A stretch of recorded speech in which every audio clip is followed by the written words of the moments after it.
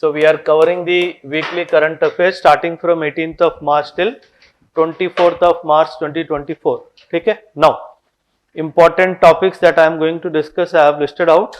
Some topics we have already covered in the our foundational classes also. Most of the topics, rather not some, these I have covered. This also I have covered in some or the other way. Nuclear Energy Summit also has been covered. Others are directly from the what you call current affairs. AI is very important now, making news because lot of AI is being used in the elections in manipulating certain dimensions of elections. So we will see all of them. The first is related to withholding of presidential assent to the state bill. Can anybody tell me which is the governing article? When under which article governor has the authority to reserve certain bills of the state for the presidential assent? Article 200. Good. Now, is there any ground specified for holding certain articles, certain bills of the state? Is any ground certified? The one ground given, very distinctly one ground is given for which it has been mandated that the governor has to withhold the bill for presidential assent before he gives his assent to the bill, right? So very, very important. We'll cover certain dimensions. Nuclear disarmament. Very recently, the UN Secretary General, who is he? Antonio Guterres, right? He made a statement that time has come that the world should go for complete nuclear disarmament. So this is what India has been advocating since the beginning, right? Then India's neighborhood first policy. A report says that except for Pakistan, all others neighbors have accepted India as their partner. Though I have my personal reservations in accepting that statement, but this is the article.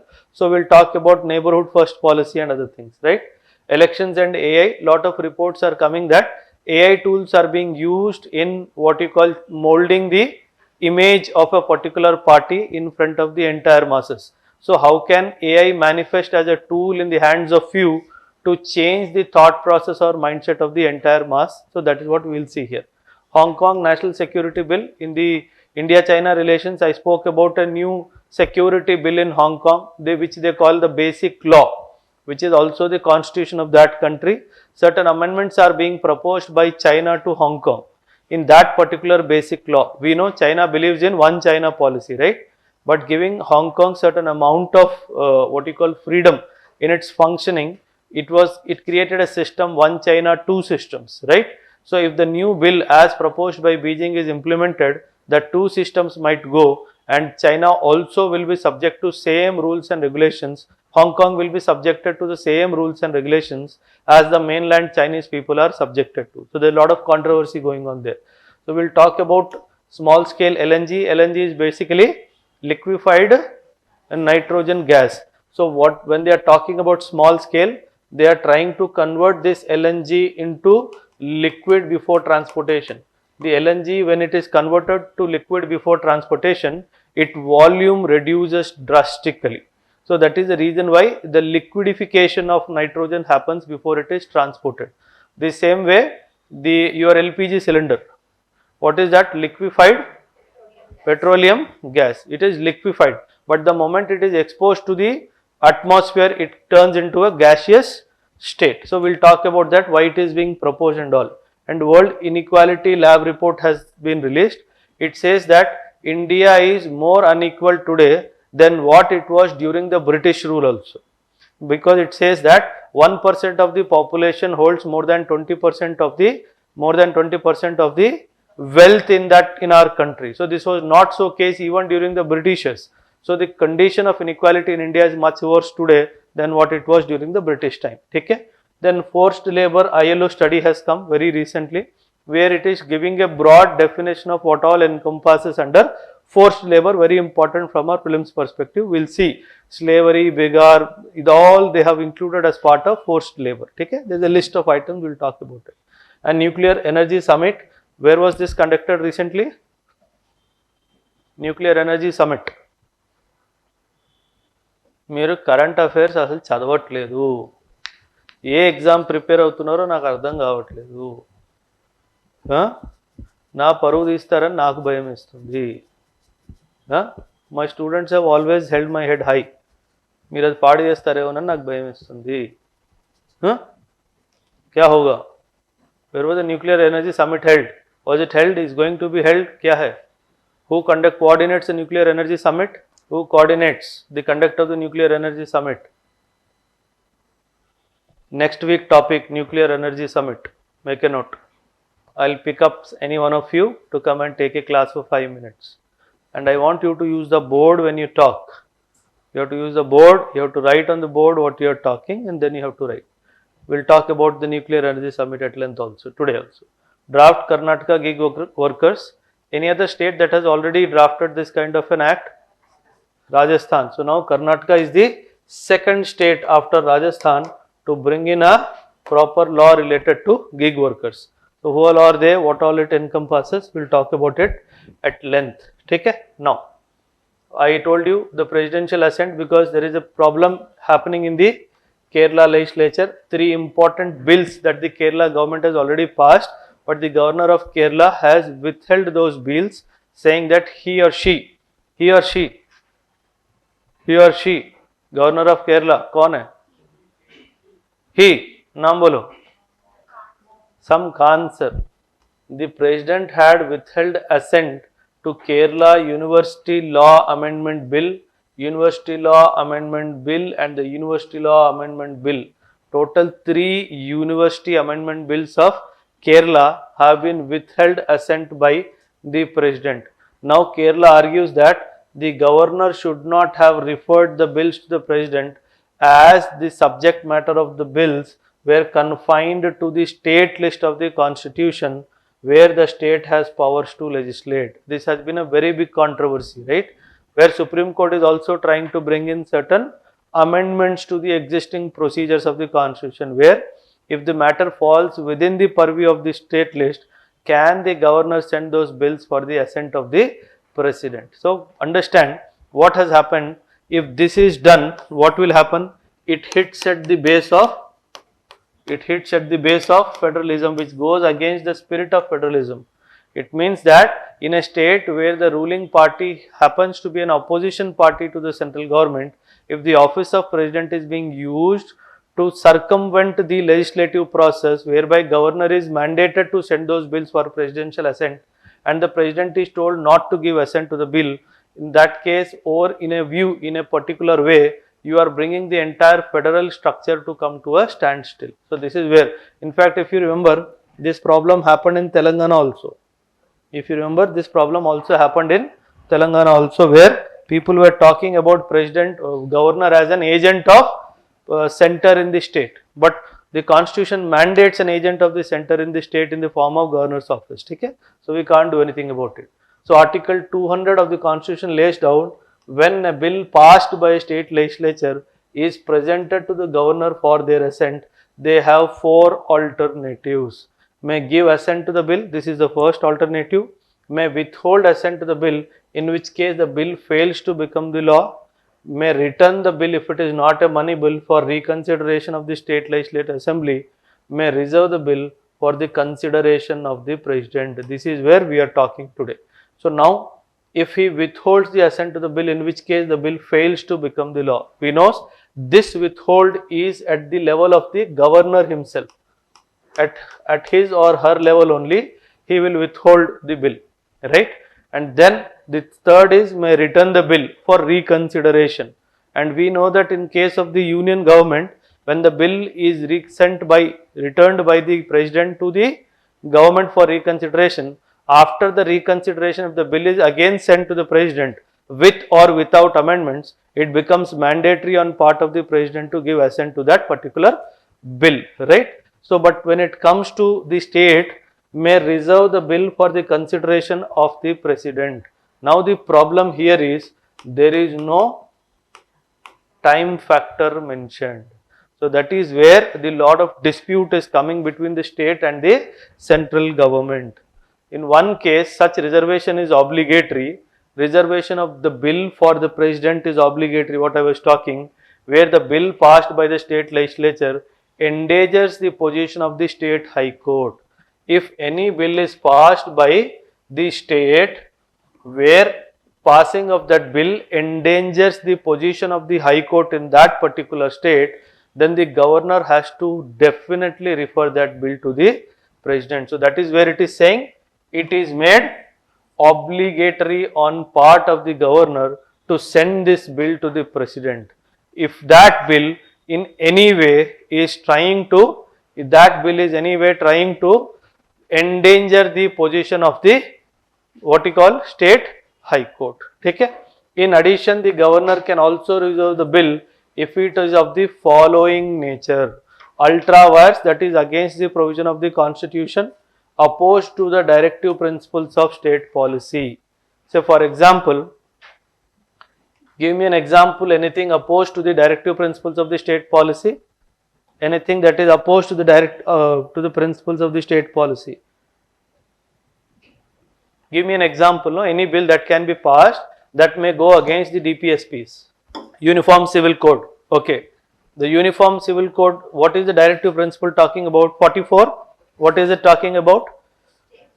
The state should make an endeavor to provide uniform laws to all the citizens, both in civil as well as criminal. Criminal we already have, and in civil matters we still do not have the uniform law structure, right? So, but is UCC opposed to the DPSP? No. So then how do you refer? For example, the state should make an endeavor to what is the language? The state should make an endeavor to prohibit or restrict the use of alcohol for any purposes other than research or medicinal purposes, right? And if the state government brings in a law that will create a culture of alcoholism in the state, then the governor can refer that bill to the president. So any provision which is opposing the directive principles of state policy can also be sent, right? And if it is against the larger interest of the country, what is against the largest interest of the country? If any bill passed by the state, it is against the larger interest of the country. Can you give me an example of larger interest of the country? Any issue that can be a larger interest of the country?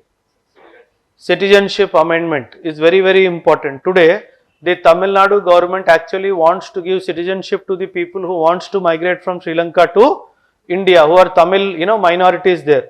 But however, the central government does not permit. The moment the state government passes any bill of that nature, it becomes the responsibility of the governor to immediately send that bill to the president, because at present we are not in a position, or there is no consensus on giving citizenship to the Tamilians of India who are presently residing in Sri Lanka. So this is how we try to control. Of grave national importance. Can anybody give an example of grave national importance? Any issue where a state can legislate on any grave national importance? थोड़ा जोर से बोल बेटा. Article 370 abrogation was done by the center through a presidential ordinance. ठीक है? It is governor sending to the president. You think of anything a state can do related to grave national importance.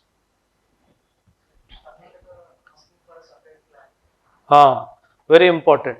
Maybe a state asking for a flag or a separate constitution. If that is the case, and if the state legislative assembly passes a bill to that effect, this governor can refer that bill to the president for his, reserve that bill to the president for his assent. Okay?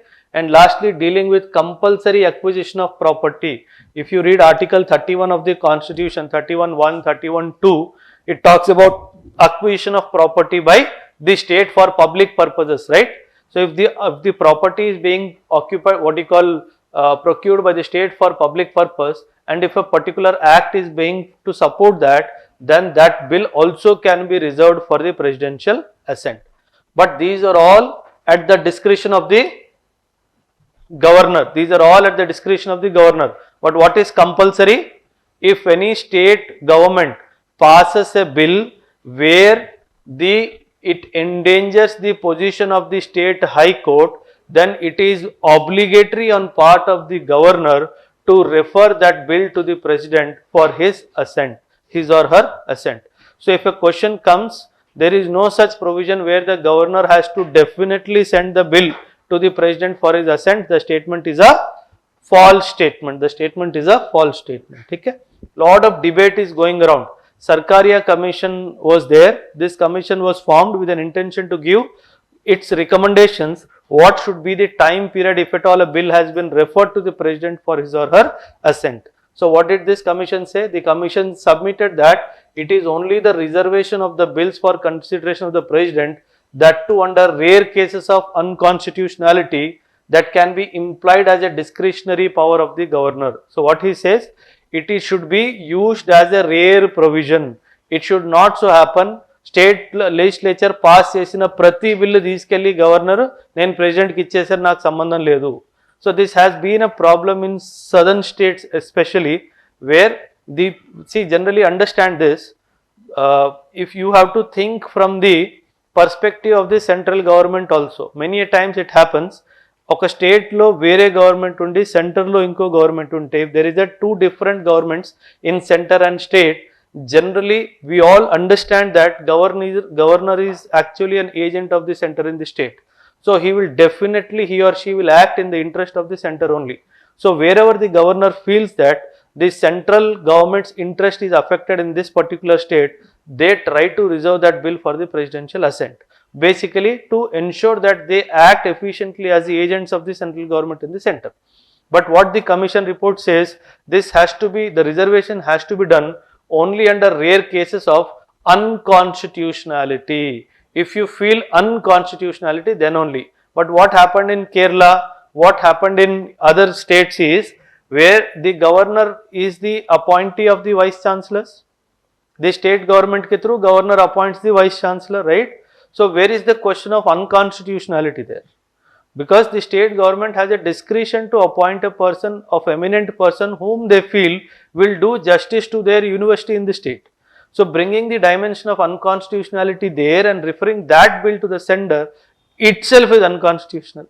Yes or no? So that is the reason why there have been time and again infights between the governor and the sitting chief minister, that the governor is purely acting as an agent of the center. Okay? Now, it says that in such exceptional cases, the governor must discharge his functions under Article 200 as per the advice of ministers. Understand this word, as per the advice of the ministers.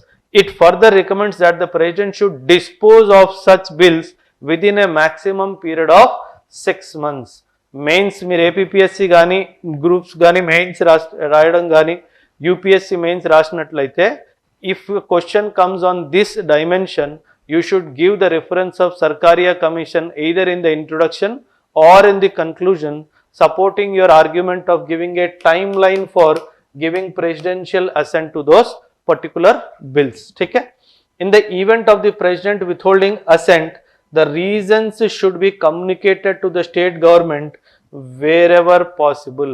See, withholding assent. Now understand this.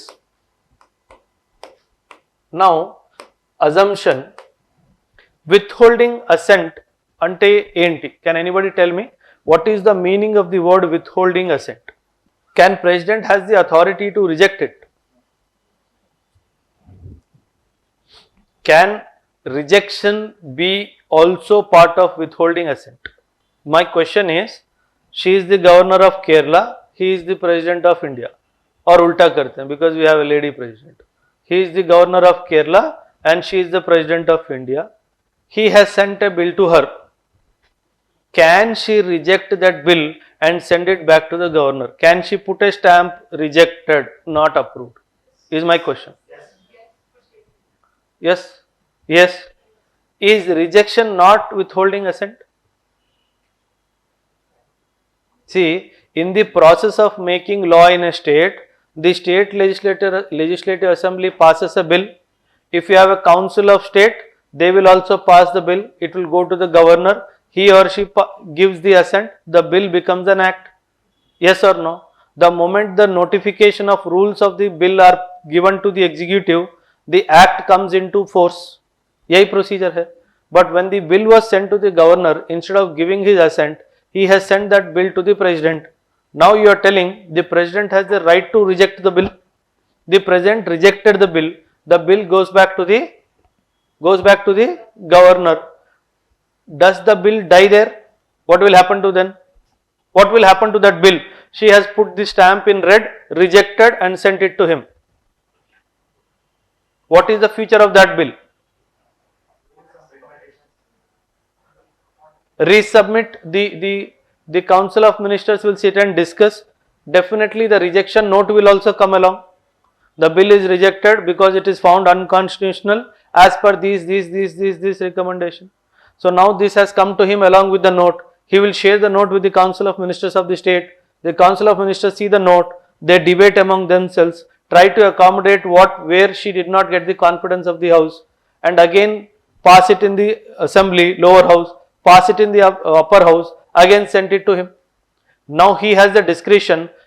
Did all the rejection points accommodated or not? If he communicates verbally with her, madam, whatever you have rejected on whatever grounds, they have accommodated, brought necessary changes, I am going ahead with giving the assent to the bill. If she is confident in his functioning, she will say, okay, go ahead. Or else she will say, okay, send it to me, I would like to have a look. Again he reserves the bill for the assent of the president. The moment it comes to him, now again she has to approve it. What Sarkariya Commission is telling is, everything, whether approval or rejection, should happen within 6 months. Because if you just withhold and sit with the bill, the governor is not answerable to the public, but the government is. The government keeps putting pressure on him. Madam, university does not have a vice chancellor. People are shouting at us that we have not been able to appoint a vice chancellor to the university. Lot of administrative problems are happening in the university. So many cases are happening in the university. There is no authority to dispose of those cases. You have to fasten up the process. You will be under tremendous pressure. So understand this. Administrative efficiency comes into play. So that is why the Sarkariya Commission recommended this. Understand. Use this word in your answer. There cannot be a parallel administration run by the governor in any state that goes against the spirit of federalism and the constitution. So this statement should come. There cannot be a parallel administration within the state by allowing the governor to go against the advice of the Council of Ministers. Now, if you have understood this line, understand this.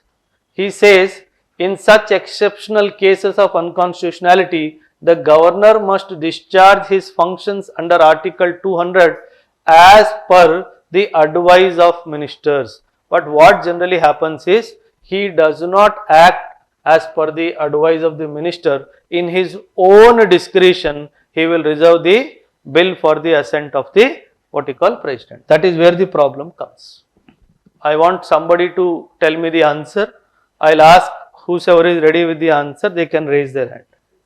Option C. Anybody, any other option? Anybody, any other option other than option C? All with option C? Yeah, because we have considered need not act nahi hai, he need to act in accordance with the advice. Which constitutional amendment?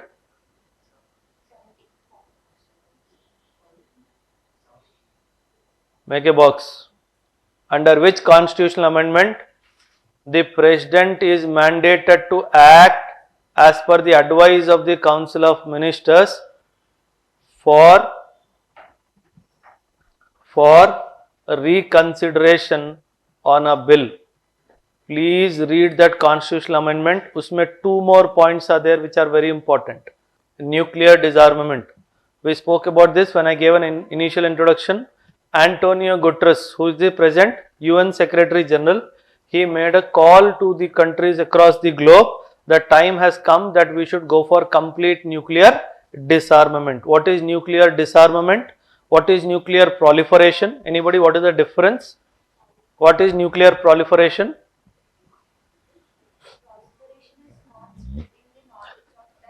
Okay, proliferation means not spreading the knowledge of nuclear know-how to a country which still does not possess it.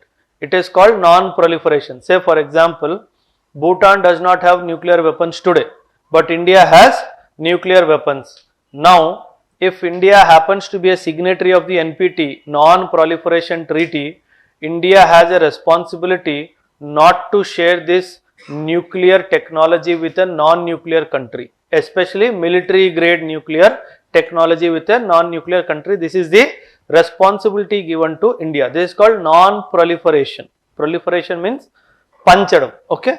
What is disarmament? What is disarmament? Disarmament. Armament means weaponizing something. Disarmament means de-weaponizing something. Generally, understand this. In nuclear warheads, understand some things. There is a regular missile, there is a nuclear missile, right? Now understand, regular missile, if it is designed to take nuclear payload also, it becomes a nuclear missile. Yes or no? Yes or no? Missile is different, the content of the missile is different. Understand this. Now, it is not that at a given point of time, the nuclear warhead is loaded on the missile. It does not happen like that. They are kept separately because there can be an accidental discharge also. So, to ensure that there is no accidental discharge, the nuclear fissile material and the missile technology, they are decoupled, always kept separately, not separately 1 feet or 2 feet, they are stored separately also. Whenever the country goes for a war and where it feels nuclear weapons have to be used, that is when the coupling of these two happens. And whichever source, whether it is land, by air or by sea, the delivery of the nuclear missile happens, right?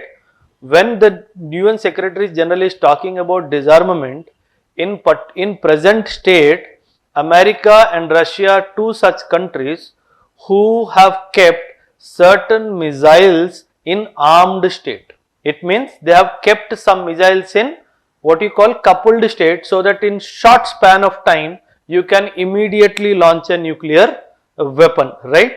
So when he is talking about disarmament, he is talking about disarming this also and destroying the entire nuclear arsenal also. So understand these two dimensions. One is disarming and the second is destroying. Both the dimensions he is making a statement. Now Antonio Guterres, as we said, nuclear arsenals. Very recently there was a report where it came that China has started increasing its nuclear arsenal. China has started increasing the nuclear arsenal. The article came in, if I remember correctly, it was in New York Times, where it said that Asia is now in the nuclear race what America and Russia were in the 1950s. So what the article was trying to say is that now that China has started increasing its nuclear stockpile, it will be followed by India also increasing its nuclear stockpile. Okay? The disarmament refers to the act of eliminating or abolishing weapons, particularly offensive weapons, either unilaterally or reciprocally. Very, very important word in your definition, it should come. Disarmament, unilaterally or reciprocally. Unilaterally means on your own. Reciprocally means the moment your country whom you feel as an enemy country, if he disarms, as a reciprocity, you also disarm. So tomorrow America says, tomorrow China says, out of the 750 missiles that I have decided to what you call disarm around 500 of them. So as a reciprocity, India will also say, okay, I have got 260 of them, I will also disarm 200 of them. So this is called reciprocity. Okay?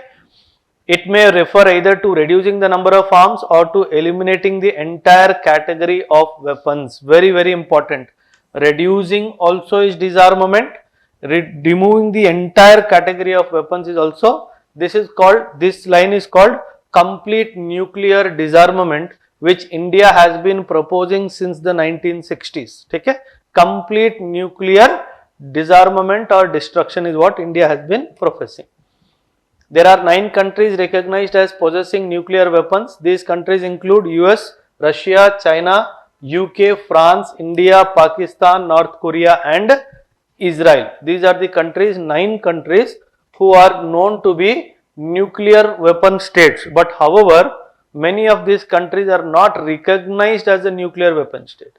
It is that they have the capacity, but not all the countries like India, like Pakistan, they are not considered as nuclear weapon states. You know, as per NPT, only 5 countries are considered to be the nuclear weapon state. 1, 2, 3, 4 and 5. So this India, Pakistan, North Korea and Israel, they are not considered to be the nuclear weapon state as part of NPT. As part of NPT. Okay? Because they have not signed it. Because we have not signed it. Treaty on NPT 1970, signed in 1968 and entered into force in 1970. What is the aim?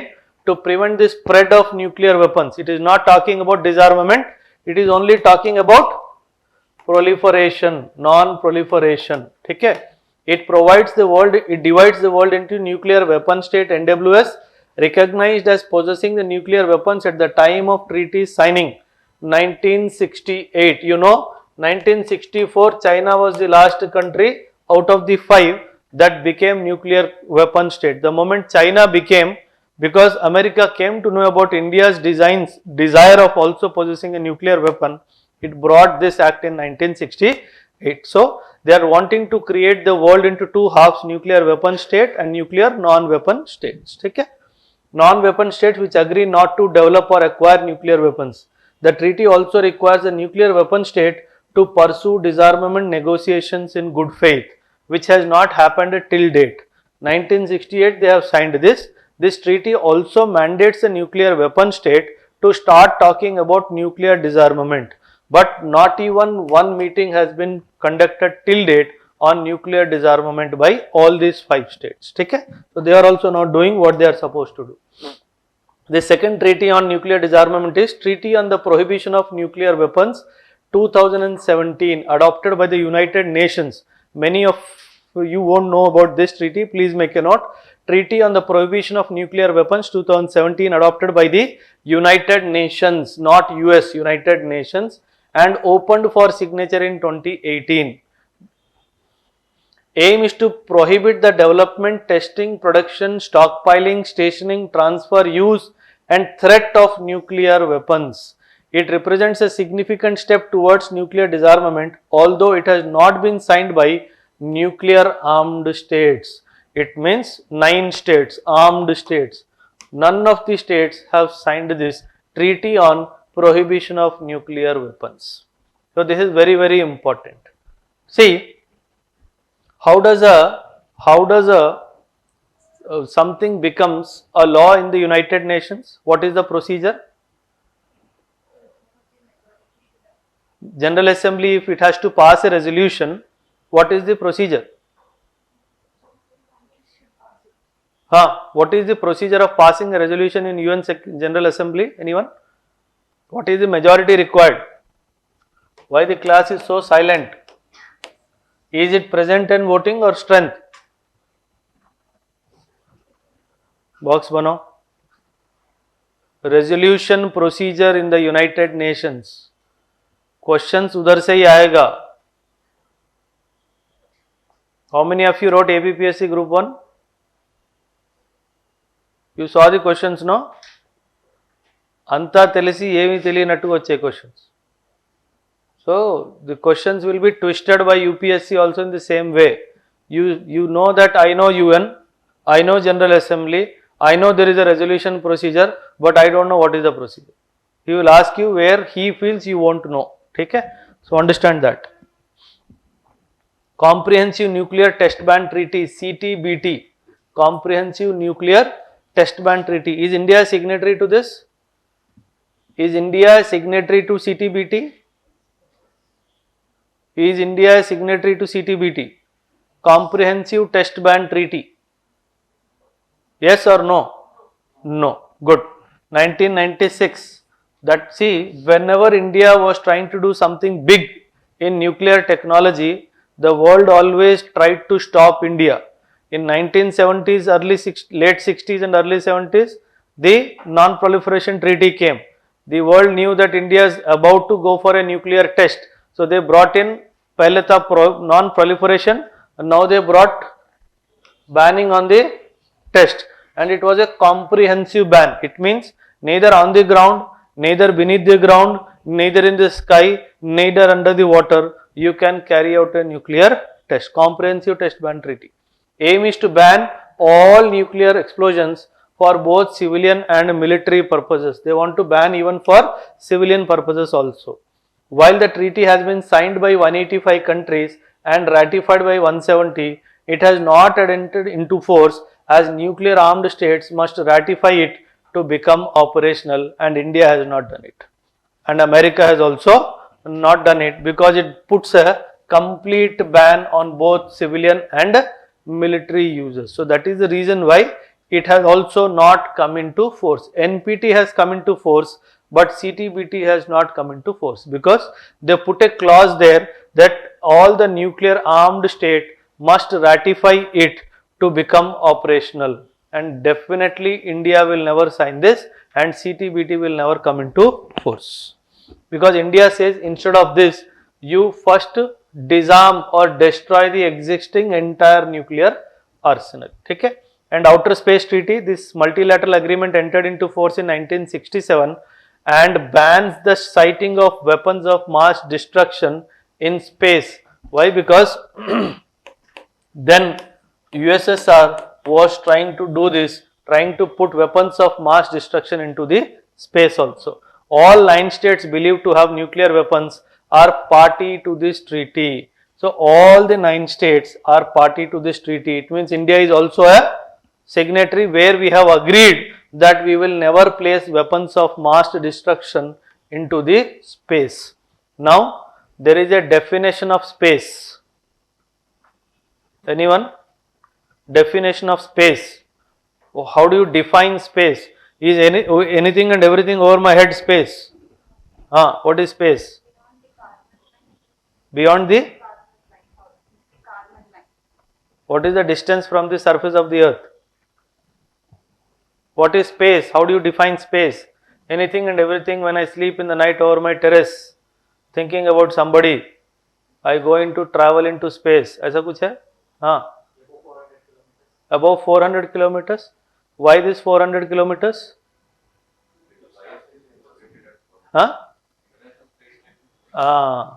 Anything above 400 kilometers above the International Space Station is basically considered to be outer space, so that you cannot put anything beyond in that where the weapons of mass destructions are involved. Okay? We know these 2 programs, Smiling Buddha and Operation Shakti. 74 was Smiling Buddha and 98 was Operation Shakti. Okay? Now, very important for your prelims. These tests included both fission and fusion devices and marked India's formal entry into the nuclear weapon state. But when it comes to fusion, it is in very nascent stage. It means it is still in the RRD stage, research, referral and developmental stage only. Okay? It has not got that kind of commercial the way we got for fission. Okay? Understand? Criticism is there. The international community has criticized India's nuclear weapons program, particularly the United States and its allies. India has a no first use policy, meaning it pledges not to use nuclear weapons first in a conflict, but reserves the right to retaliate if attacked with nuclear weapon. We call it what? We call it credible minimum bolo deterrence. Credible minimum deterrence, we call it. No first use policy, we do not use nuclear weapons on any country as a first attacker, right? And we have no first use also means that India will not use a nuclear weapon on any country which is a non-nuclear weapon state. We will never use nuclear weapon on that country. Tomorrow if India Nepal goes for a war or India Sri Lanka goes for a war, it is guaranteed that India will never use nuclear weapons on these countries, because these are non-nuclear weapon state. But there is a small catch here. But if in future Nepal or Sri Lanka wants to get the security of nuclear umbrella of say China or America, then India reserves the right to attack those countries with nuclear weapons. So it is only reserved to those countries who do not possess themselves and also have not decided to take the umbrella protection of a nuclear weapon state. Understand this very, very clearly. He may play with the words and then try to ask you a question from there. This is India's stance. I told you, India has decided not to sign the NPT. India has decided not to sign the CTBT also. India's nuclear weapon program is a legitimate expression of its national sovereignty. See, when in 1998, India's nuclear test happened, America played very bad with India. It started building a narrative that India is an aggressive country and India was also put under the sanctions, right? So to beat American narrative and tell the world why India went nuclear, we in 2002, 2003, we declared one policy called Nuclear Doctrine of India. We released this doctrine, Nuclear Doctrine of India. This was made by Subramaniam, K. Subramaniam, who happens to be the father of your existing Foreign Affairs Minister. Okay? So under his aegis, nuclear doctrine was prepared, and in that nuclear doctrine, we tried to convey to the world what is the purpose of India going nuclear on a military grade scale.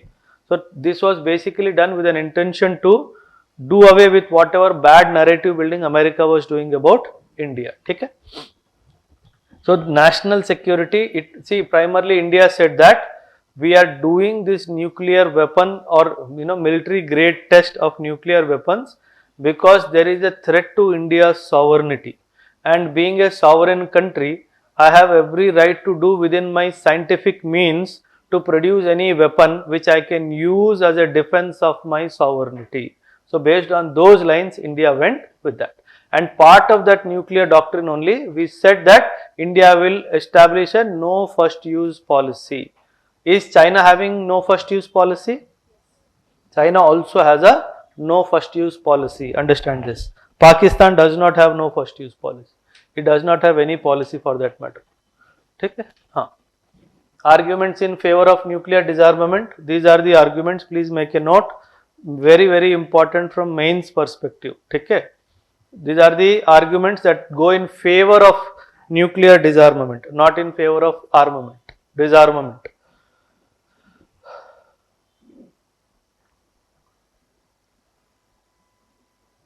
Economic benefits.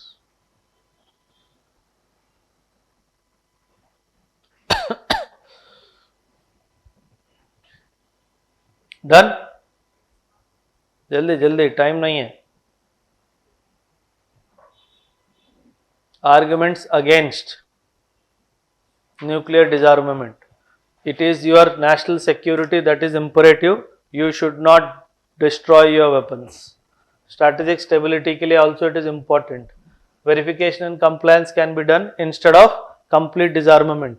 We open all our civilian nuclear establishments for the inspection of IAEA, but not the military ones. We do not allow the IAEA to come to our military sites of nuclear arsenal, but we do allow them for IAEA inspection, only the civilian sites, civilian nuclear technology sites. Okay? And we also talk about geopolitical realities. We should not be driven by moral imperatives alone, and in that moral imperatives, we should not undermine the importance of national security or strategic reality. Okay? So that is where geopolitical realities also come into play. Okay? Yeah, India's neighborhood first policy. Understand this 5S: Samman, Samvad, Shanti, Samriddhi and Sanskriti. Samman is respect. Samvad is dialogue. Okay? Shanti is peace. Samriddhi is progress. Sanskriti is culture. So 5S of India's neighborhood first policy, important from your prelims perspective. Samman, Samvad, Shanti, Samriddhi and Sanskriti. These are the 5S of our neighborhood first policy, right? Understand? See, listen, 2 minutes, फिर लिखना. Understand, we are a victim of geography, history and geopolitical considerations also. That is the reason why what India we see today was not the India that it was historically since the ancient times. We have always been a land between the Hindu Kush and the Bay of Bengal. So it was a common congruity of one continuous landmass. The boundaries were there, but the boundaries existed only on paper. On ground there was cultural homogeneity that existed here, right? Now in the medieval times and in the modern times, 19th century and 20th century, because of geopolitical considerations of the European countries, certain boundaries have got created. Certain boundaries have got created. And it is quite but obvious that the partition did not happen on a smooth line. And lot of bloodshed happened, lot of what you call distancing, narrative building happened before the bloodshed happened. So we will pay the cost of this narrative or this bloodshed maybe for 2-3 more centuries to come, when we will actually realize that somebody played foul with us. Till that time, that's the reason why you talk about this word quite often, no, Akhand Bharat. We quite often you talk about parts of Afghanistan, Iran, the entire Pakistan, everything being made a part of a united India or something. But in the present realities, global realities or geopolitical realities, we cannot profess this. But what is the way? Instead of professing this, we will profess these dimensions which are easier to accept for anybody. When you talk about somebody's self-respect, unless and until the other person is an idiot, you will accept that somebody is trying to give me respect.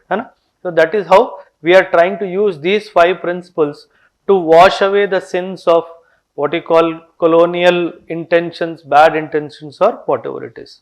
But trust me, we are struggling a lot in neighborhood first policy. Barring certain dimensions with Bhutan, everybody else has got something or the bad experience with India. Nepal, India has a bad experience in the form of Madhesi movement. India, Bangladesh has a bad experience in the form of refugees, in the form of certain sections of society in Bangladesh who are still anti-India, who are fundamentally aligned with West Pakistan.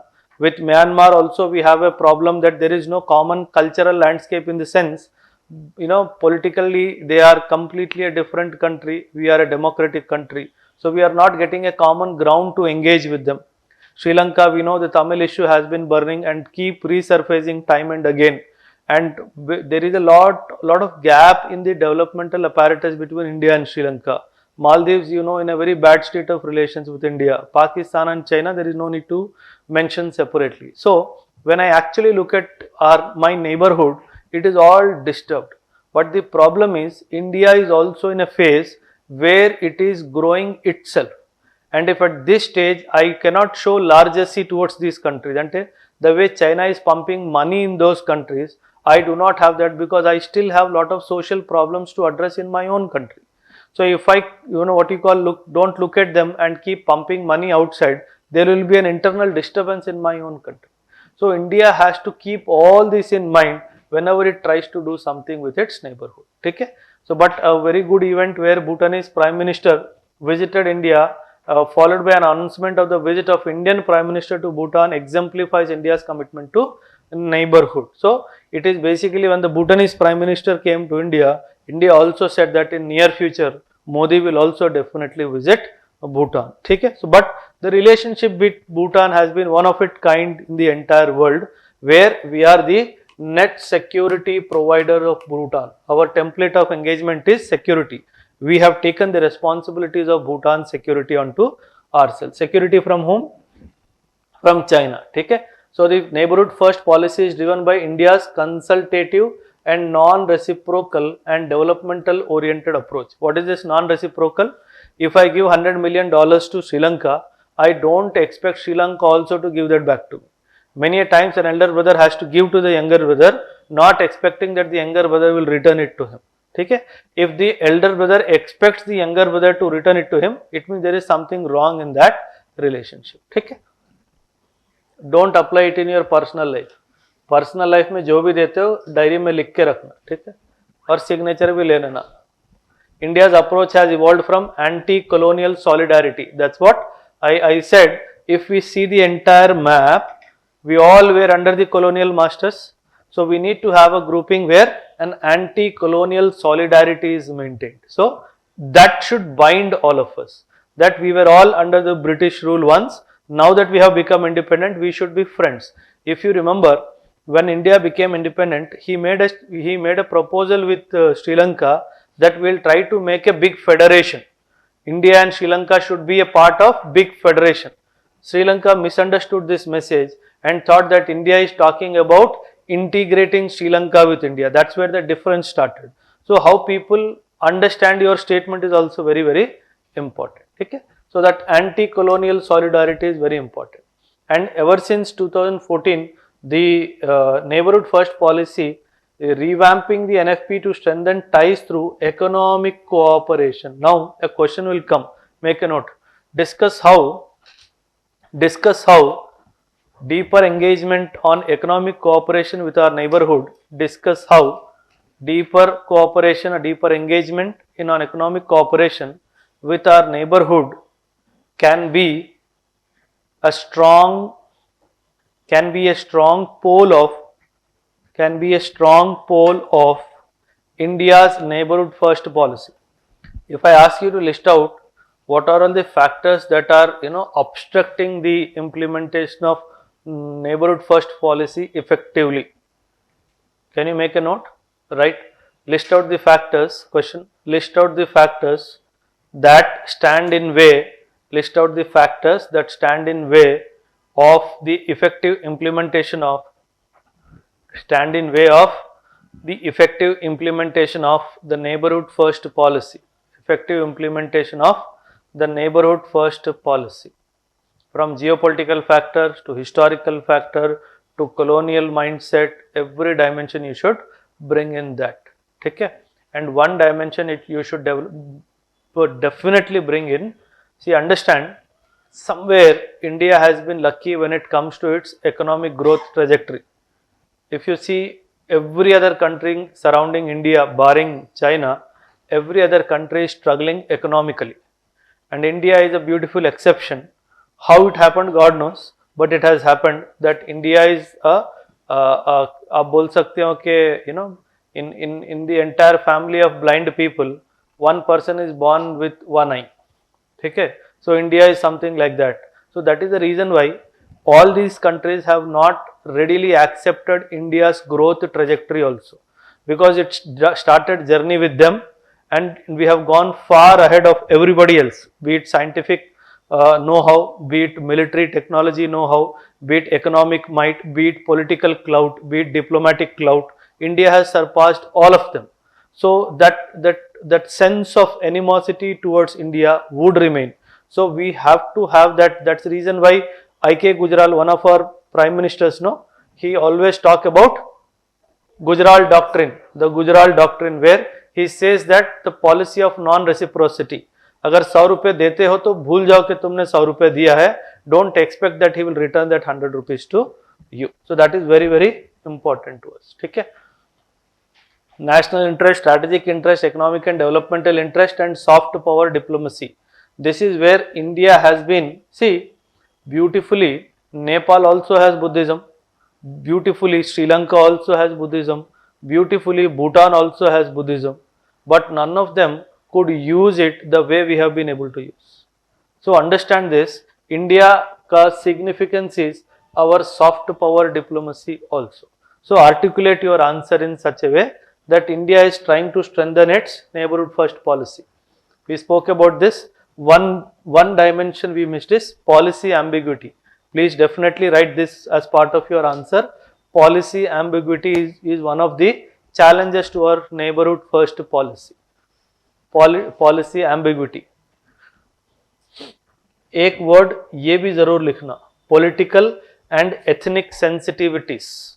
This is very, very important. Political and ethnic sensitivities. You know what happened with CAA, you know what's happening in Tamil Eelam, you know what's happening in the entire Northeast. So that ethnic sensitivities are also an important factor which are obstructing the proper execution of our neighborhood first policy. See, it is a saying that you will always have a tussle with your neighbor and your neighbor's neighbor will be your best friend. तो बोलते हैं ना, your neighbor is your natural enemy and his neighbor is your natural ally, right? Generally ऐसे ही होता है, ठीक है? So that is the reason why I understand that naturally we have so many neighbors, and all the neighbors some or the other way will try to find a fault with us. So we have to live with them. We have to live with them. Now you know Maldives has gone and sit in the laps of China. Next 2-3 years he will realize what mistake he has committed and he'll start running towards India. He'll come running towards India. कि हमको बचा लो, हमको बचा लो. It will come. 3 years is also बहुत ज़्यादा time मैंने बोल दिया. It will happen within 1.5 years. The government will change and the new government will form and the new government will be in favor of India. Simple. And you should not be surprised if the Maldivian president is killed in a coup also. You should not be surprised because it has happened in the past also. Attempts have been made in the past also. If it happens, don't blame me. Sir, meer chepparu kabatti jarigindi. So I am not responsible for it. I am telling you. This is how we need to. One word that should come in your answer for sure is tailored diplomatic efforts should be made. Means ఒక్కొక్క కంట్రీకి స్పెసిఫిక్గా ఒక్కొక్క approach ఉండాలి. While dealing with Pakistan, we should have a different approach. While dealing with Pakistan, our present approach is no economic dialogue, no diplomatic dialogue. So complete absence of connectivity with Pakistan is what? But can we do that with China, Sri Lanka? Can we do that with Bhutan? So we can't. So tailored diplomatic efforts is very, very important. And infrastructure investment is also a very good way of building a strong relationship with any country. But the big challenge here is the cost. We do not have that much of money. It is said that only in India, if you want to do infrastructure development to its full potential, we need $3 trillion of money as per the report of ADB, Asian Development Bank, and we need this $3 trillion annually. Har saal $3 trillion is what we need. Our economy size is hardly $3 trillion. So needing that money, getting that money for ourselves is a big challenge. And if you have to share that with some other countries, it again becomes a big challenge. So understand that. But one domain that can actually play a very important role is the internal security ko strengthen karna. This is very, very important pillar of engagement with our neighbors. Okay? Who is ready with the answer? You can raise your hand. Yes, sir.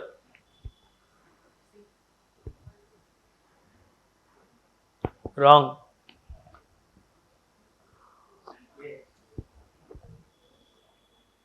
Wrong. Bias is going to Pakistan. No, he said no, I am asking. It is Karnafuli, Bangladesh. Going to Bangladesh and your Jhelum going to Pakistan. Okay? Very, very important. Atlas पढ़ो. Question आएगा. Reverse. Make a question. Box बनाओ. Reverse traversing from India to the neighboring countries and reverse traversing to India from the neighboring countries. ये दोनों का एक list बनाओ. Reverse traversing from India to neighboring countries and their name change in the neighboring countries, and reverse traversing from neighboring countries into India and their name change. Very important from exam point of view.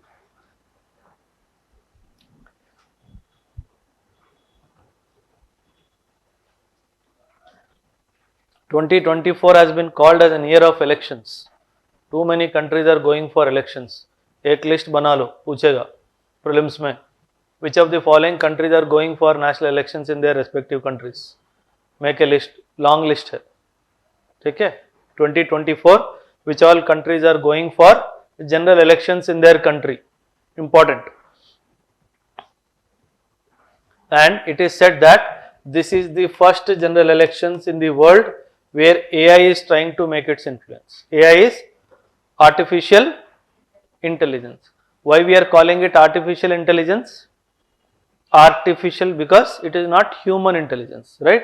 That's why we are calling it artificial intelligence. What all it encompasses?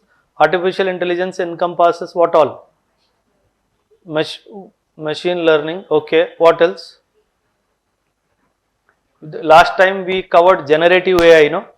Where we talk about LLM, large language modules. We spoke about the LLMs, large language modules. Are yes or no? What is an LLM? Anybody? What is an LLM? Not legal law masters. हाँ. What is LLM? Large language module. क्या है? हाँ. What is large language model? Joseph. What is a large language model? Ropia. Cheppamma. You are there, no, in the class? Cheppu. Large language model ante enti? Telugulo cheppu, parvaledu. Don't stare at me. Tell the answer.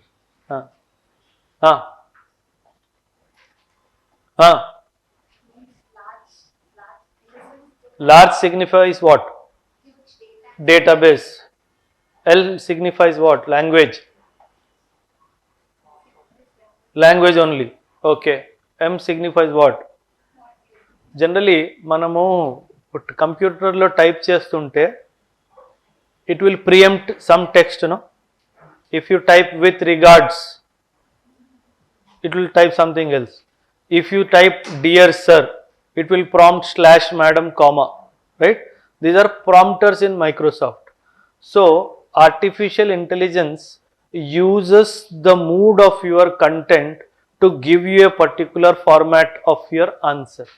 That is called LLM, large language module. Say for example, you are wanting to write a resignation letter to your boss.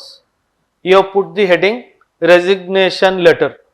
AI understands you are trying to drop out from a place where you have been working, and the AI knows you have been working for a software company in a particular field for so many number of months or years, and it knows in what all segments you have worked upon because you have used the same system. So it has the repository of the entire information of data in its head. So based on that, it will suggest the tone of your letter when you have started writing. It is called LLM, large language module, because it is using so much of database that it has got. So that is why it is using the word large. Okay? Understand that. And this is the first time that the world is going for elections with artificial intelligence, and the world is worried that some positive dimensions are there, some negative dimensions are there for this artificial intelligence. What is promises of using AI for election? Campaign strategy revolution can happen. See, I don't know if some of you are, but I am sure none of you would be aware. Election campaign एक बहुत planned तरीके से होता है. It is not, if you remember, there is a company in America that did election campaigning for Obama and Trump. This same was hired by BJP in 2011 and 12 itself. And 2011-12 में ही वो company को higher किया गया था for campaigning for BJP. This the world does not know. And 11-12 itself, that company started doing some things. What they will do is, there is something known as turnaround time. इस चीज को समझो, ये तो समझा दूंगा, don't worry. There is something known as turnaround time. Like say for example, if I type a message, ये message आप 100 लोगों को भेजोगे तो आपके घर में बच्चा पैदा होगा. This is a message, and the company will create messages on these lines and they will float to the market. Release कर देगा public में. It is said that in European countries, it will take 3 months time for such message to come to the originator through whose phone this message was sent. ठीक है? And in America, it took 1 month time. It is said that in India, within 3 days, the same originator got back this message. It means that people are more fool in this country.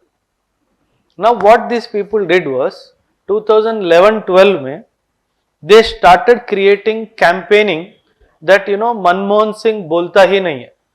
He is a robot, he does not talk. He is a puppet, he does not talk. Pappu है. So they started doing this campaigning, playing with the minds of people, and continued this campaign for 3 years. The moment 2014 came, using this artificial intelligence, the mood was set that the existing government of Congress or Manmohan Singh, or for that matter Sonia Gandhi, these are useless people. They have done so much of harm to the company, to the country. ये सब चीजें they did to the market. Now that in 2014 BJP won, they cannot stop it abruptly.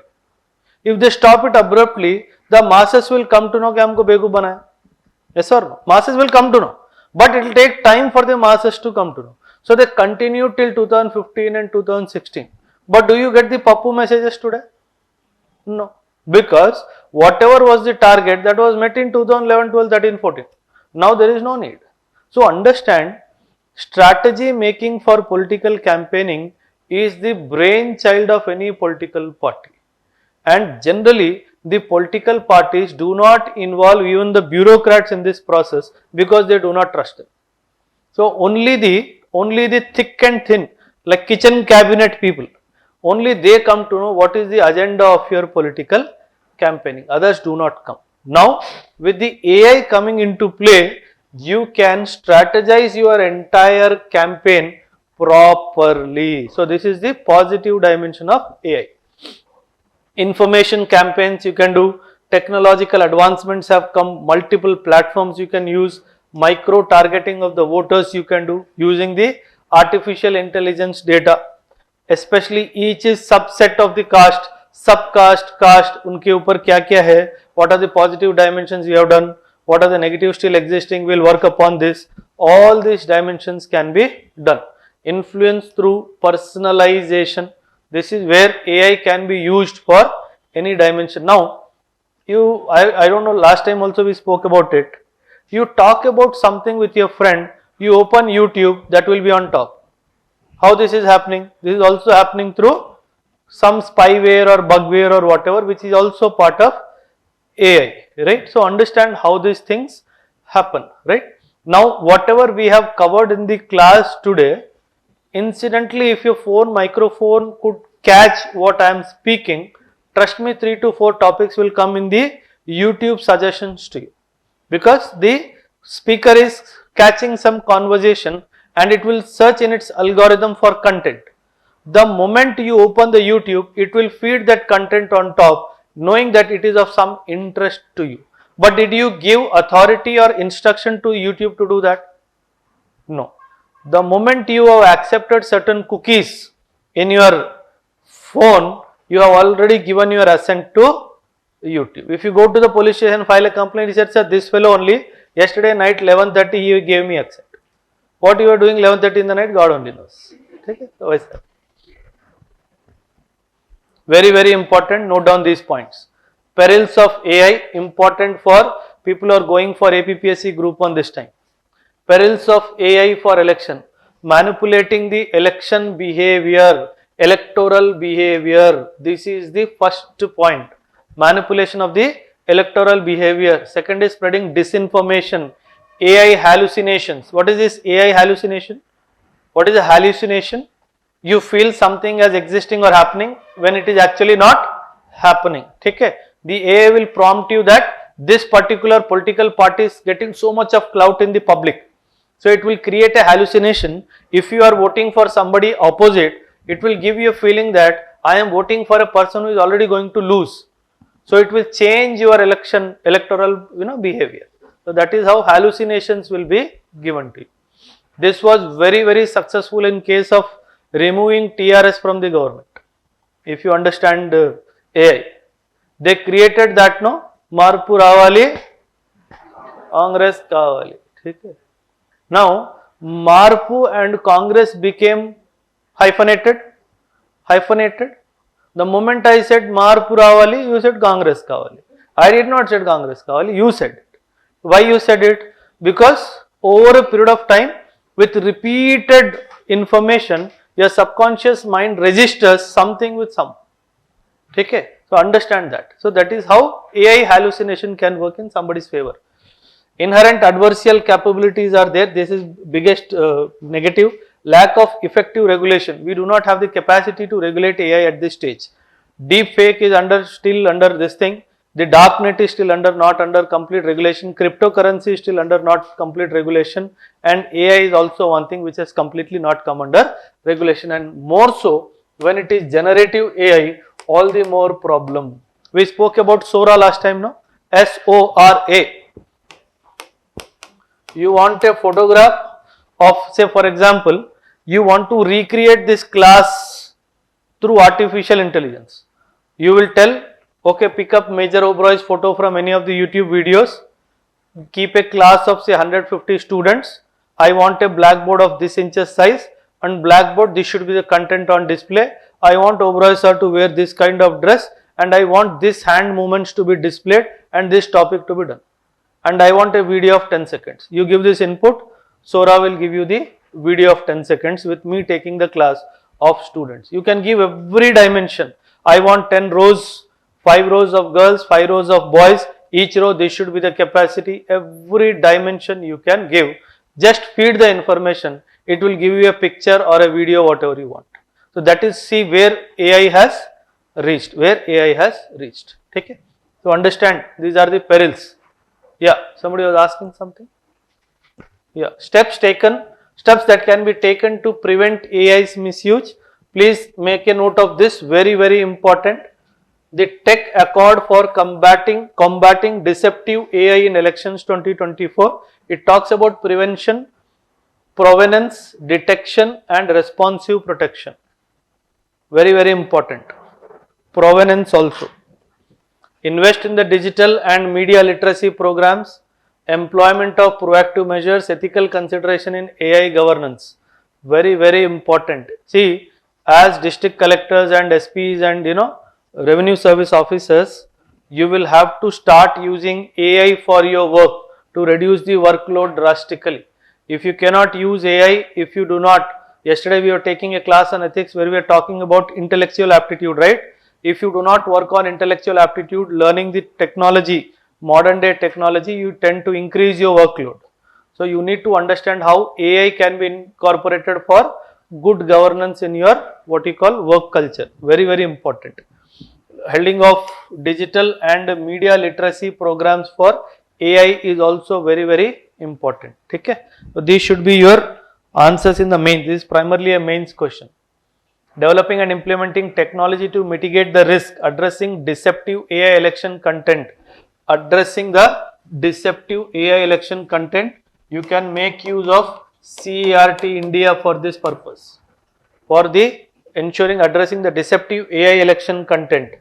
Engagement with the global civil society is what we are doing with European Union. Lot of civil society organizations in the EU are working in the domain of artificial intelligence, advisory and self-censorship. Lot of campaigns have to be run by the government, sponsored by the government, where you give advisory to lot of people. Yesterday I got a call from somebody saying that RBI has released you 100 crore rupees. If you deposit 1.5 lakh rupees, we will deliver the check. What poi naake call jese. So understand how people are trying to cheat you. 1 week before I got a call, a very soft spoken lady, she called and she said, sir, I am calling from the customs department from Hyderabad Indira Gandhi airport, Hyderabad Rajiv Gandhi airport, and one packet has come on your name, and in that packet the custom authorities have detected narcotic drugs. I am sending you a form. If you do not fill up the form and send it back immediately, the police is about to come to your place any moment. And I asked, madam, how do you know my address? And she exactly gave my address to me.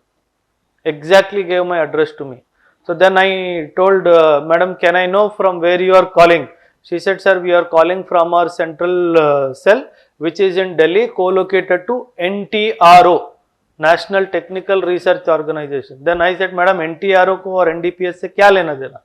बोला sir ये सब नहीं जानते हैं, हम आपको form भेज रहे हैं, फॉर्म भर के इस पर्टिकुलर मेल पे ये फॉर्म को भेज दीजिए.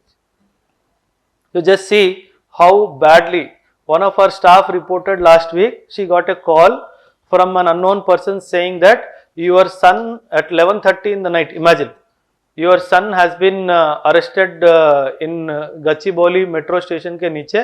He has been charged with rape, this thing. The opposition party is also in the station with us. They are asking for 5 lakh rupees to clear the case now itself. They are saying that half an hour mein paisa de doge to chhod denge, nahi to we'll file a complaint. And this lady was like, God has not been kind enough on me. He gave me only 2 girls. Who is this son? I don't know. Imagine, क्या होता है? They create that pressure in you, and in that pressure you try to make the payment. What they will do is, there is something known as man in the middle attack. You try, if at all, assuming she had a son who was not at home, if she will try to connect to him, the call will not get through. So under tremendous stress, what you will do? You will immediately make the payment. So understand, artificial intelligence can be used for any damn thing. Okay? Initiatives in AI, very, very important. Please make a note, very, very important.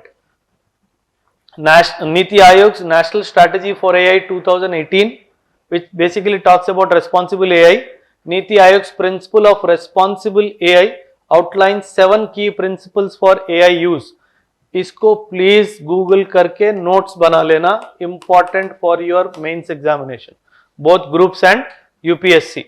Niti Aayog's 7 key principles for AI use. Niti Aayog's Principle of Responsible AI. Then ethical guidelines for AI in healthcare by Indian Council of Medical Research. ICMR, Indian Council of Medical Research, has also given ethical guidelines for AI. Then SEBI's circular guideline AI policies in the capital market. So whenever you are using AI in certain data generation, there are certain instructions given by the SEBI that has to be followed by. And National Education Policy 2020 also recommends integrating AI awareness into the school curriculum or the school courses. The National Education Policy 2020 also talks about integrating AI. Very important. Just write the letters that are highlighted. Okay. SEBI circular is there. RBI guidelines on AI is also there. RBI guidelines on AI. Please make a note. Other government initiatives is India AI. Google about this. You will get certain information, 7-8 points. Make note of it. India AI. And Global Partnership on Artificial Intelligence. US-India Artificial Intelligence Initiative. This is a 1-to-1 bilateral agreement between India and US. Then we have Responsible AI for Youth. This is one global initiative where India is trying to encourage the youth not to use AI for not so good purposes. Artificial Intelligence Research, Analytics and Knowledge Assimilation Platform. This is still in the design phase, but important initiatives that have been taken by the government till date. This is very, very important. Analytics and Knowledge, Research, Analytics and Knowledge Assimilation Platform.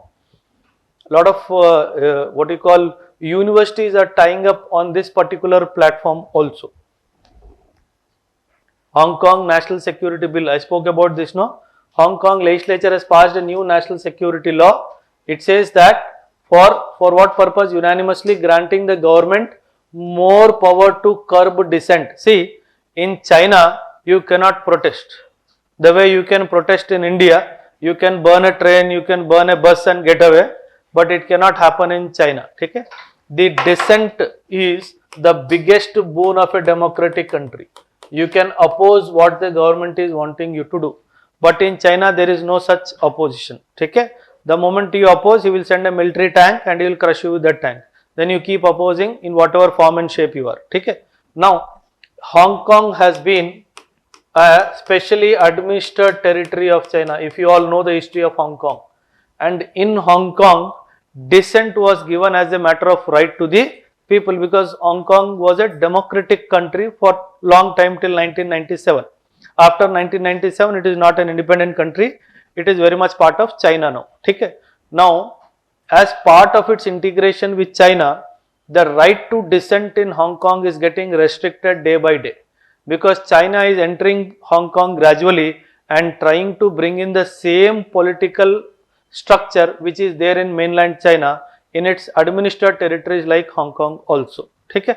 Now, The passing of the Safeguarding National Security Bill comes in the wake of a political crackdown sparked by 2019 pro-democratic protests. Whenever you go home, you Google this 2019 pro-democratic protests in Hong Kong. 2019 pro-democratic means మాకు democracy కావాలి అని చెప్పి protest చేశారు 2019లో. So ever since then China has started more cracking down on this pro-democratic protests in Hong Kong. Okay? Hong Kong is a specially administered region of China located to the east of Pearl River Delta in South China Sea. Please make a note of this delta. Pearl River Delta and in South China Sea, not East China Sea. Hong Kong is in South China Sea. Okay? It has its own currency, political system and cultural identity, but it belongs to China. But the land belongs to China. What is the background? The city was a colony of the United Kingdom until the British handed it back to China in 1997. If you know the history of Hong Kong, this is when the Britishers were there in India, they occupied Hong Kong also as part of their eastern expansion. Okay? And ever since then it was with the United Kingdom, and in 1997 the way we got independent, in 1997 they handed it over to China. Qing dynasty rulers ceded Hong Kong island to the British crown in 1842 after China's defeat in the first Opium War. This is very important from prelims perspective this year. First Opium War 1842 में Hong Kong was lost to Britain or the Britishers. Okay? At the time of handover, the Chinese communist leaders had agreed to a unique arrangement of one country and two system. This was agreed upon to maintain Hong Kong's prosperity and its legal system and culture, which was more democratic in nature and which was more capitalistic in nature, which was more a open economy in nature. So with an intention to uphold the spirit of Hong Kong, one country, two systems was agreed upon in 1997. Right? Now, what happened? One country, two systems. Under this policy, Hong Kong maintains a de facto constitution known as the Hong Kong Basic Law. It is the name of the Constitution of Hong Kong. It guarantees freedoms that are unavailable to the China mainlanders, such as the right to protest, right to a free press and freedom of speech, which is given to the Hong Kong people but not available to mainland China. But in recent years, Beijing has repeatedly reinterpreted the basic law and now it says it has complete jurisdiction over Hong Kong. What does it mean? What was guaranteed to you is no more guaranteed now. So the right to protest, the freedom of speech and the right to a free press does not exist in Hong Kong is what the mainland China is talking about. The 2019 pro-democratic protests, they were protesting against a proposed law change that would allow suspects accused of serious crimes to be sent to mainland China for trial. అంటే ఏం చేస్తారంటే ఎవరైతే pro democracy గురించి మాట్లాడతారో వాళ్ళని బంధించి mainland చైనాకి తీసుకెళ్తారు. What will happen if they go to mainland China? They will never return is what is sure. Right? Now, 2019 security law, what it says 4 years ago, Beijing imposed a sweeping security law triggered by the massive anti-government protest in 2019. The new law was used to prosecute several leading activists. Beijing and Hong Kong government said the law brought about stability in the region. So because Hong Kong has completely given up to the pressure on Beijing, and it says that this new law is basically to control the leading protest in activities in the country of Hong Kong. Okay? It is only a matter of time. 2047 is the date. When 2047 strikes, India will complete 100 years of its independence and Hong Kong will completely subsume into China with similar arrangements as it is in mainland China. So we will celebrate 100 years of independence and he will celebrate the loss of independence. Okay? So that is how it will happen. 2047. The Safeguarding National Security Bill will come into effect on 23rd March. It extends the government power to curb any future dissent or challenge that might arise. So today is the date from where if anybody does any protest in Hong Kong, he can be curbed or has the power to curb any future dissent as a serious crime. And if it is defined as a serious crime, he will go to China without a passport. Okay? So he can go to China. This includes expanding the scope of punishing treason and insurrection up to life imprisonment. The law allowing criminal prosecution for specific acts committed anywhere in the world. It means no need that you should be doing something sitting in Hong Kong. Even if you are in America and if you speak pro-democracy in Hong Kong, you are subjected to the same rules and acts. This is what China has said. It incorporates provisions for imposing penalties on people convicted of working with governments in foreign countries to commit crimes. So this is how they are controlling. Very recently, I don't know whether you've seen this reel or not. In Singapore, one Chinese origin person is being questioned by the Singapore authorities. See that video very beautifully. He's asking him, have you ever been associated with Communist Party of China? Have you ever visited China? Do you work for that country? And this fellow is telling, sir, though I have Chinese origin, I am a Singapore citizen. I have served in the Singaporean army for 2.5 years, but they are not listening. Because now there is an information from China to Singapore that this fellow is committing some crimes sitting in Singapore. So just see how these people are tracking down on people. Why has a new law been imposed? The law was introduced to prevent future disruptive protests. 2019 में जो हुआ था उसको नहीं होना चाहिए, इसलिए this new law. In 2003, there was an initial attempt to implement a national security law in Hong Kong as required by its mini constitution. This sparked protest. 2003 में they started doing it because 1997 it was handed over. 2003 they tried to bring in a new law because a lot of protests were there. They kept quiet 2003. But in 2019 when this happened, the Chinese did not accept it. So that is how leading to more stringent measures to control dissent in Hong Kong. It will become more and more worse only, don't worry. हाँ, क्या answer है? हाँ, चपाली 1000 रुपये. Last 10 seconds. हाँ, Yogeshwar. Yellow Sea. Sea of Japan. East China Sea or South China Sea?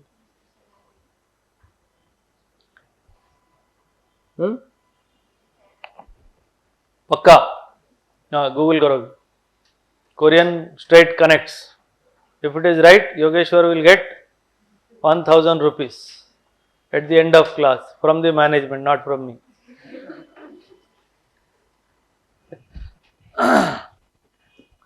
Straits ఏమేం connect చేస్తాయి చదవాలి. The answer is Taiwan Strait. ఏడు. Very good afternoon, sir. Location అంట. East China Sea, Yellow Sea and Sea of Japan. Good. Big clap for Yogeshwar. Good. And what does the Luzon Strait connects? ఎక్కడుంది sir ఇది అసలు? Where is the Luzon Strait? Open Google. Luzon Strait. It connects what?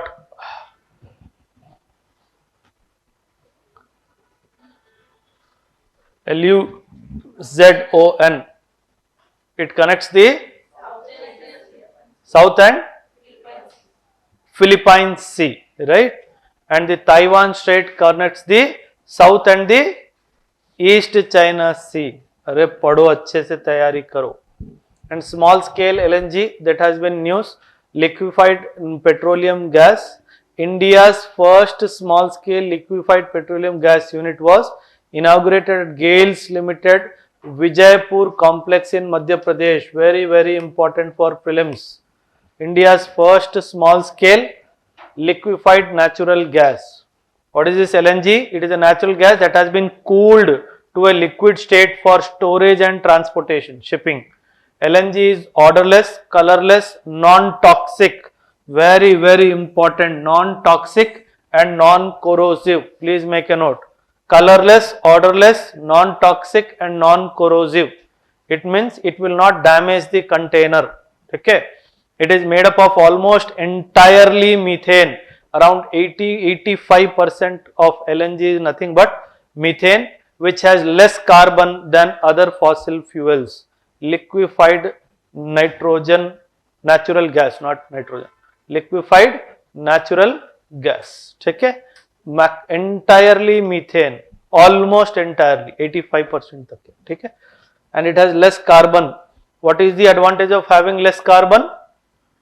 If there is less carbon, there is less soot, SOOT, there is less dust, that can be less carbon dioxide would be released, less, 85 to 95% methane, and it produces 40% less carbon dioxide than coal and 30% than oil, less carbon dioxide. That is the advantage of LNG. It also does not emit soot, dust or particulate matter. That was what I was trying to tell. LNG is created by cooling natural gas to minus 161 degrees centigrade, which reduces it to 1/600th of its original volume and half the weight of water. This is very, very important. So understand this. Minus 161 degrees तक लेके जाते हैं. The cooled gas condenses into a liquid at close to atmospheric pressure. The maximum transport pressure is set at around 25 kPa, which is about 1.25 times atmospheric pressure at sea level. This is very, very important for your prelims. Please make a note of this. This first line and this first line, he may ask you in one of the options, trying to confuse you with the content. Okay.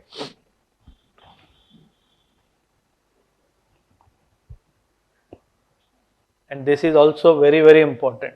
Up to 95% methane is there. ठीक है, done. इसको हमेशा याद रखो. Higher initial cost is one of the biggest challenge, which is not so in solar. These vehicles compared with diesel, that is why it is not very forthgoing in the market. Liquefied natural gas, because the cost of procurement of the vehicle is initially difficult, cost is higher. ठीक है.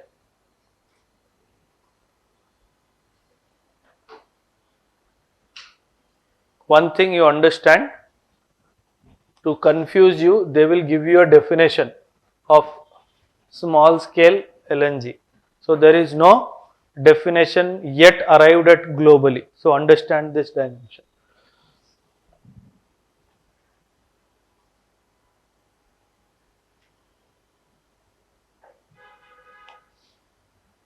It's just information. Basically what I spoke about, liquefying it and then transporting it, because it will reduce in volume, it will reduce in weight also, both. Okay, understand this. क्या है, पता नहीं sir. हाँ, कौन बताएगा answer? मणिकंठेश्वर. Coal bed methane, CBM, is used for, लिखो कोल bed methane, Google करो coal bed methane.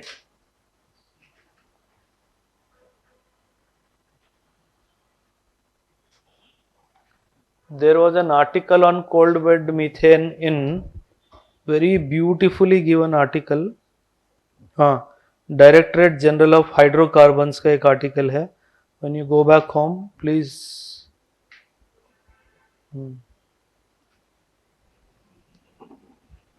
Directorate general of hydrocarbons का एक अच्छा आर्टिकल है on coal bed methane.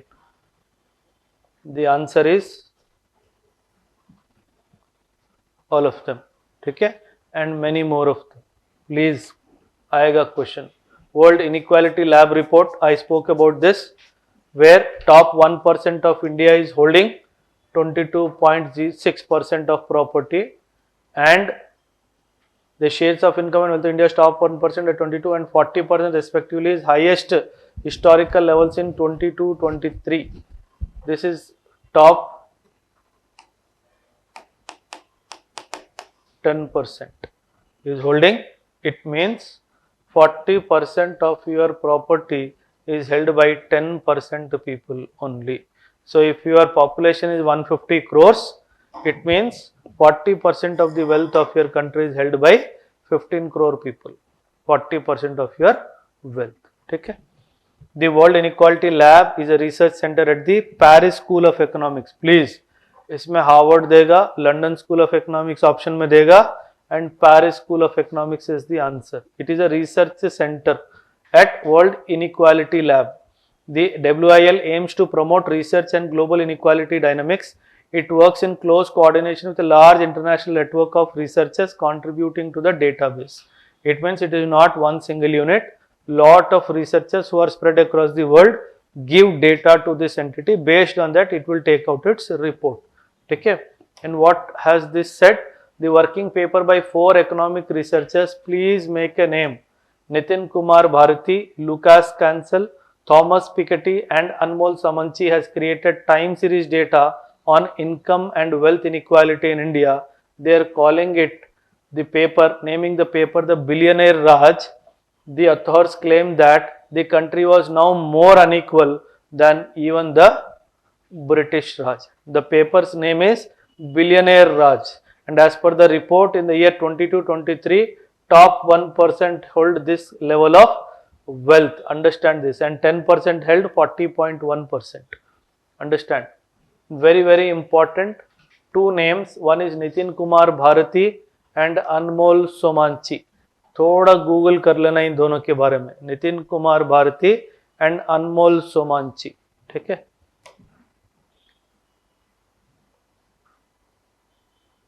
India's top 1% income share is among the very highest in the world, higher than even South Africa, Brazil and US, the paper said. Remember these 3 countries. And he will give this also in the option, US. So inequality in India is higher than what it is in US, Brazil and South Africa.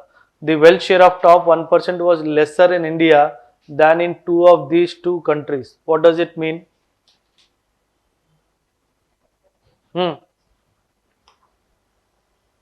Income share and wealth share. What does it mean? Bolo. He says India's top 1% income share is among the very highest in the world, higher than even South Africa, Brazil and US. But he is immediately saying the wealth share of the top 1% was lesser in India than in 2 states. Lesser in India means? Explain the line to me.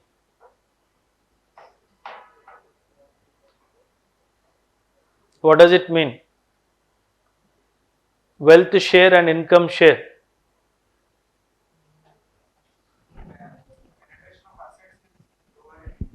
Penetration of? Oh. So it is basically, this is year on year basis. This is basically the asset classification. This is basically the asset classification.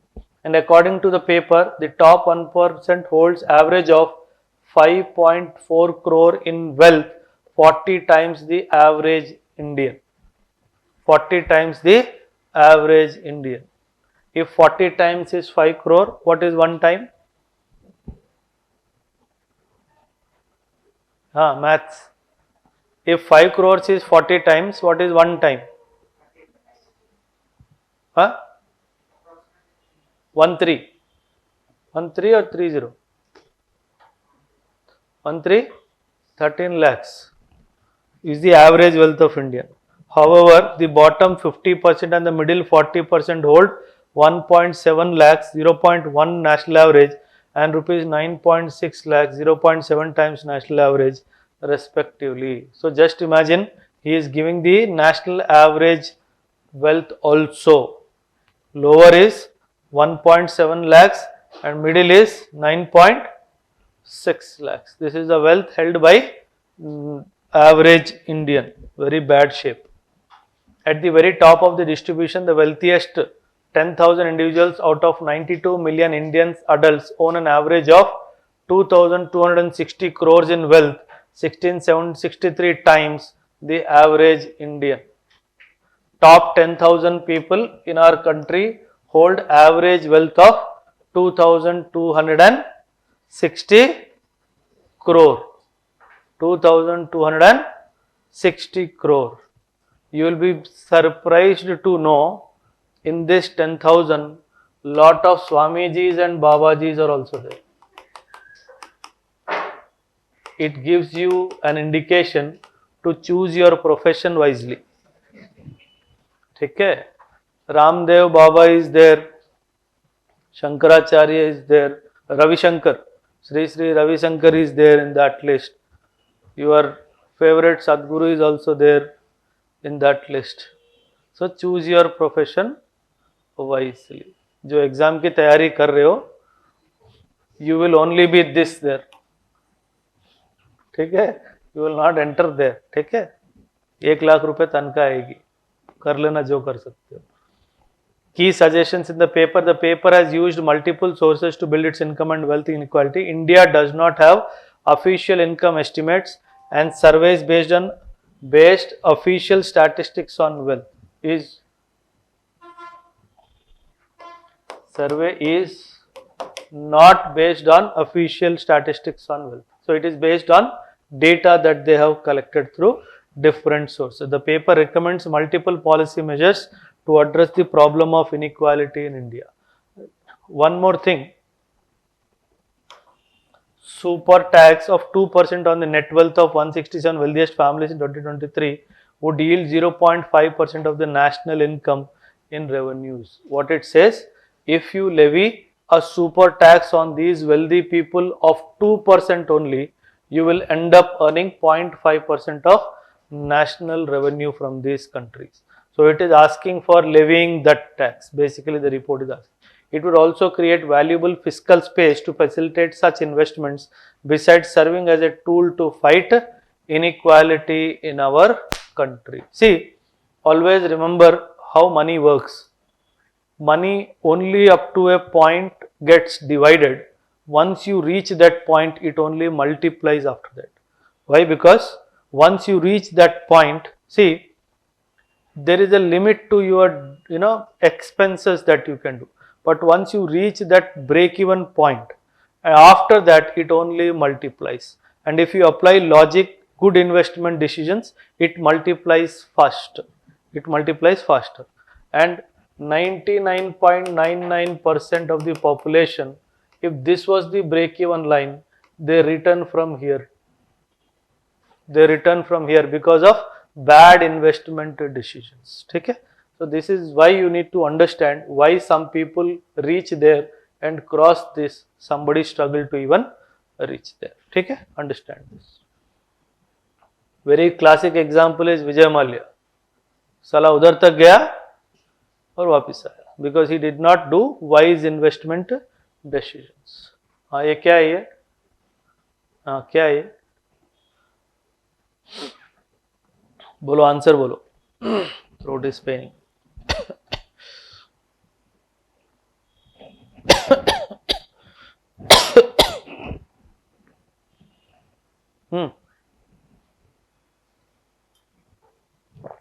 Tell me the answer. Straight question है.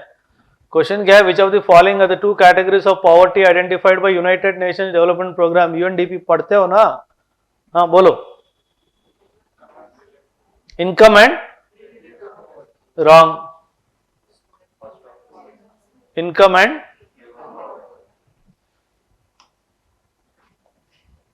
क्या तुम लोग? Forced labor. We spoke about this. A study by the ILO, very important, forced labor survey. Study by the ILO released in Geneva has found that forced labor generates illegal profits worth 36 billion per year. It generates so much of profits. How much? 36 billions per year. About ILO 1919, as part of Treaty of Versailles that ended the World War I, to reflect the belief that universal and lasting peace can be accomplished only if it is based on social justice. So 1919. We know ILO also got Nobel Peace Prize, right? In the year 19. ఎందుకు అడిగి మమ్మల్ని నవ్వులు పాలు చేస్తారు sir? Make a list of international organizations that have received Nobel Peace Prize. International organizations that have received Nobel Peace Prize. Very important. And very important, India is a founding member and it became a specialized agency, one of the earliest agencies to become a specialized agency of UNO. 1946. UN was established in 1945, 24th of October 1945, and 1946 it was made one of the earliest, not the earliest, one of the earliest. It is basically aimed at ensuring social justice. Geneva is headquartered, total 187 countries. India happens to be a founding member. Very, very important. Tripartism and social dialogue. Very, very important is the aim of ILO. Tripartism. What does it mean? What is tripartism here? What does it mean? Who are the three parties here? Huh? What is this tripartism? Anyone? Guess? State, the management and the labor force. The state means here the government authority, okay, and the labor force. Promote and realize standards and fundamental principles and rights at work. You have this 9 to 5, 10 to 6 jobs, no? It is a direct giving of ILO's, guidelines only, okay? And create greater opportunities for women and women, not weapon, to decent employment and income. Core conventions, please make a note. If somebody wants to click a photograph, you can, but these are the core conventions of ILO. The minimum age convention is also one important convention of ILO. Minimum age convention. Okay?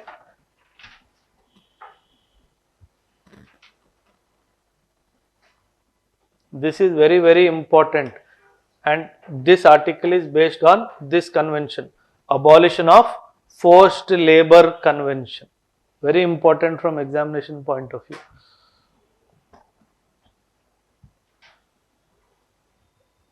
We spoke about this, generating close to 10,000 per victim, up from 8,269 a decade ago. It means if you are successfully trafficking one person, you are earning close to $10,000.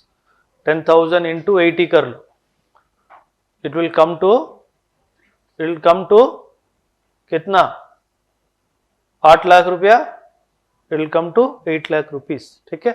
The report also said forced commercial sexual exploitation accounts for more than 73% of the total illegal profits. It means sexual exploitation is the highest form of forced labor. 73% of the illegal profits are coming from forced sexual exploitation. And despite accounting for only 27% of the total number of victims, it means repeated exploitation of the same person is happening in privately imposed labor. This is what is the, and India is one of the greatest contributors in this. Okay? Understand that. Please make a note of this. That's what I told now. 11 million people in India were in modern slavery, which includes forced labor, debt bondage, forced marriage, other slavery and slavery-like practices, and human trafficking. And Union government data shows that 3,15,322 people were released from bonded labor in over 4 decades, between 78 and 2023, of which 94% have been rehabilitated. It means 3 lakh people se zyada log were victims of forced labor. And in the forced labor, this forced marriage is also a dimension, where many ladies are married to a single person illegally and work as bonded labor in their landlord's place and continue to work there.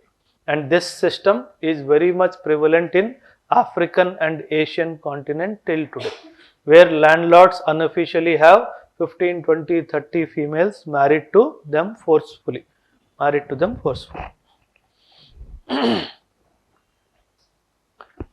23 is 1, Bonded Labor System Abolition Act 1976.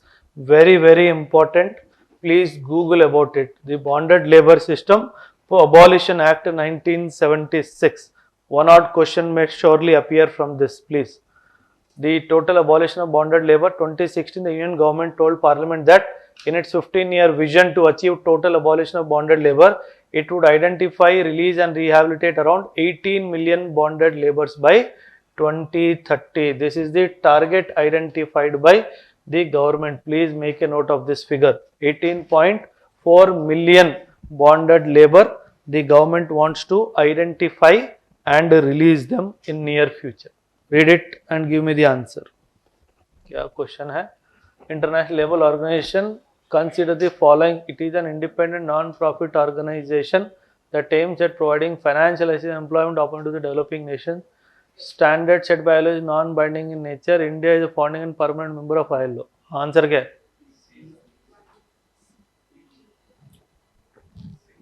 Is this a right statement? Is this a right statement? How many of you say yes?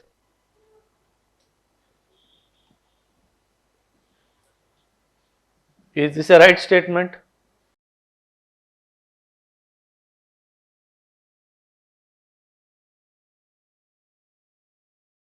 Answer is 2 and